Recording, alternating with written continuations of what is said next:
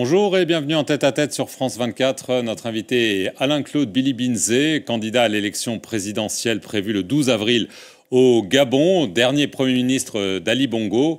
Il a claqué la porte du Parti démocratique gabonais, le PDG. Il se présente dorénavant sous la bannière de la plateforme Ensemble pour le Gabon et il est avec nous depuis Libreville. Bonjour à vous. Bonjour. Une question simple, mais importante quand même. Est-ce que, d'après vous, cette élection du 12 avril sera libre et transparente?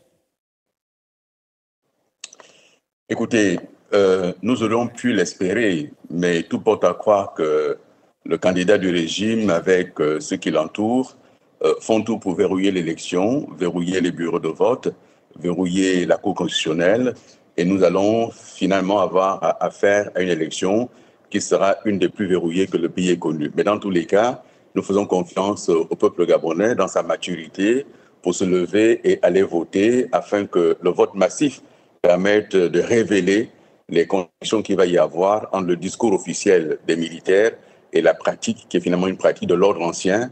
Et aujourd'hui, il incarne la continuité d'un système qu'il prétendait défendre ou venir mettre un terme à ce système. Et aujourd'hui, en réalité, il n'est que l'émanation et la continuité de ce système-là. Alors, la personne dont vous parlez, c'est le président de la transition, Brice Clotaire Oligui Nguema.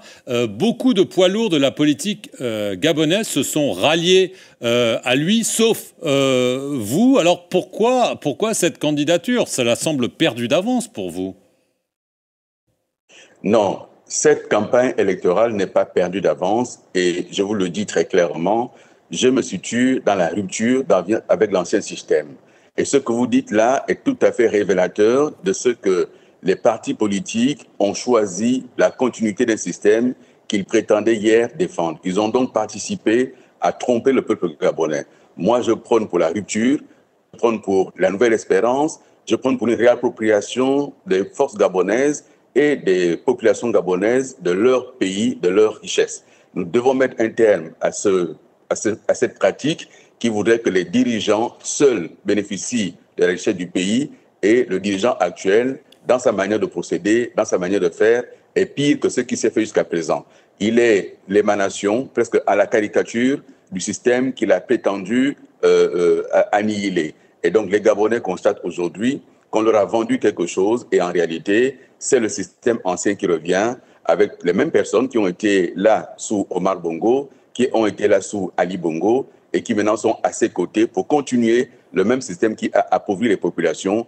Je m'inscris totalement en rupture avec cela. Quitte à être seul, j'assume ma position aujourd'hui de rupture avec ce système. Mais alors, on a quand même du mal à vous croire, parce que vous parlez des gens qui étaient là sous Ali Bongo. Vous avez été ministre pendant 8 ans, vous avez été, je l'ai dit, son dernier Premier ministre. Vous étiez vous-même parti du système. On a du mal à vous croire quand même. Quand vous dites « je suis le candidat de la rupture », avec un système que vous avez incarné, ça ne marche pas. Mais si je ne l'avais pas incarné, il n'y aurait pas de rupture. La rupture, précisément, c'est parce que j'ai été dans ce système, je l'ai vu fonctionner, je l'ai vu faire, j'en connais les forces et les faiblesses. Les faiblesses sont plus importantes que les forces. Et je voyage dans mon pays, je rencontre les Gabonaises et les Gabonais. Pendant qu'on fait des meetings au stade, où on distribue des gadgets, on dépense des milliards à n'en plus finir, les populations se réveillent dans les inondations, les pieds dans l'eau, les éboulements tuent les gens à Libreville. Et moi, je ne peux pas cautionner ce système. Je l'ai servi, c'est vrai. Je le quitte et ça arrive également de quitter un système lorsqu'il n'est pas bon. Ce système n'est pas bon, il faut le quitter. Je l'ai servi, j'en connais les faiblesses et je ne peux pas continuer à le servir, même si aujourd'hui, un certain nombre de ceux qui ont été dans les gouvernements avec moi ont fait le choix de la continuité. Soit pour les intérêts immédiats, moi j'appelle à voter pour l'avenir. L'avenir, c'est la rupture avec ce système, la rupture avec ce qui n'a pas marché, la rupture avec une économie de rente qui appauvrit les populations, la rupture avec des rapports diplomatiques avec un certain nombre de puissances qui ne nous permettent pas aujourd'hui d'avoir des marges de manœuvre. Il faut rompre tout cela et se donner des manœuvres pour la population gabonaise. Je propose, dans ce cadre-là, d'accompagner les populations avec un revenu minimum universel de 150 000 francs CFA par mois pour les populations les plus fragiles, de relancer l'économie, de diversifier l'économie, de faire en sorte que le Gabon retrouve sa place dans le concert des nations. C'est le projet que je porte. Les autres portent un projet de continuité d'un système qui n'a pas fonctionné. Alors, ce système, c'est vrai que Brice Oligui Nguema était le patron de la garde républicaine. Il a été chef du renseignement militaire. Est-ce que c'est vrai que suite au coup d'État, que lui appelle le coup de libération d'août 2023, il vous a proposé de rester Premier ministre? Je le confirme, il l'a proposé et j'ai décliné cette offre-là, précisément parce que j'estime, moi, que ce qui a été mal fait ne peut pas continuer. Le coup d'État du 30 août, le coup d'État, je dis bien coup d'État du 30 août, a été salué par les populations parce qu'elles ont cru qu'il y avait un système nouveau. Et moi, je ne peux pas participer de tromper la population, je ne le ferai pas. J'ai donc décliné, j'ai refusé et j'assume ma rupture aujourd'hui. Quitte à être seul, je l'assume totalement, mais ne vous en faites pas. Il y a une majorité silencieuse au Gabon qui ne s'exprime pas. Il y a même des gens qui vont à ces meetings, qui portent ces t-shirts, mais il n'est pas dit qu'ils voteront pour lui. Il y a un vrai besoin de changement, une attente de changement. Et ce qui se passe aujourd'hui, ils ont mis en danger la démocratie gabonaise. Tous ces partis politiques qui se rallient à un militaire, c'est autant de liberté qu'on met entre parenthèses, et la démocratie gabonaise est aujourd'hui en danger. Et moi, je me battrai pour que les acquis de la conférence nationale de 90 ne soient pas perdus.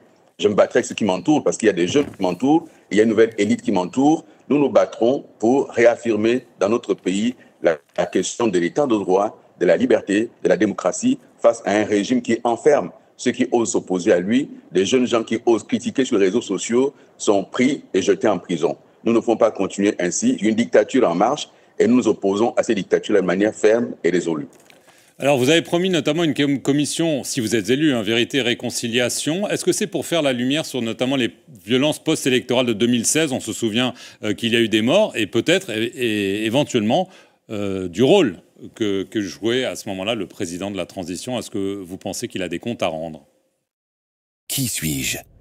Je suis celui qui peut être 100 investisseurs différents à la fois. Avec eToro, je peux être Grace. J'investis dans la technologie à l'échelle mondiale. Ou Max, un spécialiste allemand des actions locales. Je peux être Yann, un chasseur passif de dividendes. Ou même David. David. Laissez-vous inspirer par 35 millions d'utilisateurs dans le monde.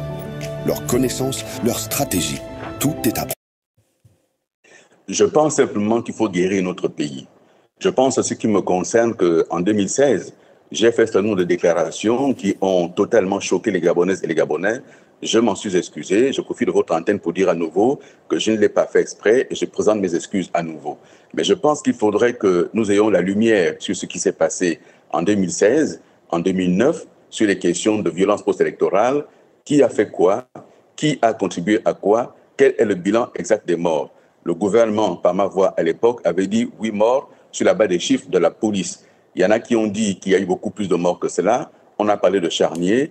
Nous attendons qu'il y ait cette commission. Si je suis élu, je la mettrai en place sans délai. Si je ne suis pas élu, je me battrai pour qu'elle soit en place pour guérir le pays, guérir notre nation et permettre aux familles de faire le deuil. Et il faut réparer le pays et donc il faudra faire la lumière sur ce qui s'est passé. Qui a fait quoi? C'est essentiel. Est-ce que Ali Bongo avait en effet perdu ses élections en 2016 et aussi les dernières élections en 2023? Maintenant que vous êtes plus libre de parler, vous pouvez nous le dire. Je n'ai jamais été, mais j'ai toujours été libre de parler. En ce qui concerne les résultats des élections, je m'en suis tenu aux résultats officiels, n'ayant pas été ministre de l'Intérieur et autres. Mais manifestement, s'il y a eu de telles violences, c'est que les gens ont contesté cette élection. Et en 2023, j'ai indiqué que, puisque vous dites, messieurs les militaires, que ce n'est pas Ali Bongo qui a gagné, donnez donc le pouvoir à celui qui a gagné. Qui a donc gagné l'élection de 2023? Les militaires ont pris le pouvoir, ils auraient dû le rendre aux civils aussitôt. Et celui qui est aujourd'hui candidat s'était engagé à rendre le pouvoir aux civils, ce qu'il n'a pas fait. Il a manqué à sa parole, il a trahi sa parole d'honneur. Et on ne peut pas donner le pays à quelqu'un qui manque à sa parole, qui tous les jours, lorsqu'il s'exprime, il dit une chose et le contraire de tout. Ce n'est pas possible en 2025 de confier le pays à quelqu'un qui n'a aucune vision et qui manque toujours à sa parole. Vous êtes l'un des rares à pouvoir rendre visite à Ali Bongo, au Dimba, dans sa villa de la Sablière à Libreville. Est-ce qu'il est libre de ses mouvements et est-ce qu'il vous soutient pour cette élection? Dans cette élection, je ne suis pas le candidat de la continuité d'un système. Dans cette élection, je ne suis pas le candidat des Bongo. Je suis allé voir Ali Bongo en janvier pour lui dire que je lui gardais ma loyauté, mais que je prenais ma route. Et donc, je suis candidat avec un schéma totalement différent. Je suis candidat pour proposer au pays la rupture et je ne suis pas soutenu par Ali Bongo ni par quelqu'un d'autre. Je mène cette campagne avec mes maigres moyens. Je mène cette campagne avec mon intelligence, avec ceux qui me soutiennent. Et nous ne sommes pas milliardaires. On n'a pas volé l'État. On n'a pas pillé l'État. On ne bénéficie pas comme l'autre du soutien de l'État et du soutien des amis qui aujourd'hui obtiennent des marchés publics en contrepartie de verser dans le bol pour ce qui est de la campagne électorale. Est-ce qu'il a le soutien de la France? Oui. Écoutez, la France aujourd'hui se montre totalement complaisante avec le militaire au pouvoir. On se rend bien compte qu'elle a un discours pour ce qui est l'Afrique de l'Ouest. Et pour ce qui est du Gabon, la communauté internationale semble avoir choisi le Gabon comme laboratoire pour tester de blanchir un coup d'État. Et je m'oppose également à cela. Il faut que les Gabonais reprennent en main leur destin par le vote. Eux, ils ont les armes. Nous avons les urnes. Et par les urnes, nous allons les battre. Voici ce que j'ai à dire aux Gabonaises et aux Gabonais. Dernière question rapidement, vous réclamez un procès pour la femme d'Ali Bongo, Sylvia, son fils Nourdine. Ils sont en prison. Selon leurs avocats, ils sont victimes de tortures enfermés au palais résidentiel, ce que nie le président de la transition. Il espère aussi qu'il y aura un procès bientôt. Vous y croyez? Écoutez, d'abord, je n'ai pas réclamé un procès. J'ai dit, si au bout de 18 mois, rien n'est retenu contre eux, il faut les libérer. Si maintenant il y a des charges, il faut pouvoir avoir un procès juste, équitable et transparent. Il s'est trouvé malheureusement que le président de la transition a dit à la face du monde qu'il connaît le dossier, il sait de quoi le dossier est composé. Ça montre encore une fois que nous sommes dans une démocratie qui n'en est pas. Et lorsqu'un président peut dire des éléments d'un dossier, c'est qu'il n'y a pas de séparation des pouvoirs, il n'y a pas d'indépendance de la justice. Et moi, président, je fais en sorte que la justice soit indépendante et je ne me mêlerai pas des dossiers judiciaires. C'est malheureux qu'un chef arrive ainsi à dire des contre-vérités. Tout le monde sait que Sylvia et son fils Nourdine sont enfermés dans un deuxième sous-sol à la présidence. Tout le monde le sait. Et c'est malheureux que sur une antenne internationale, ils disent ce que chacun sait et ils disent le contraire de tout. Alain-Claude Bilibinzé, merci beaucoup d'avoir répondu aux questions de France 24 depuis Libreville. Et merci à vous d'avoir suivi cette émission sur nos antennes. Chaque planète a sa propre guerre.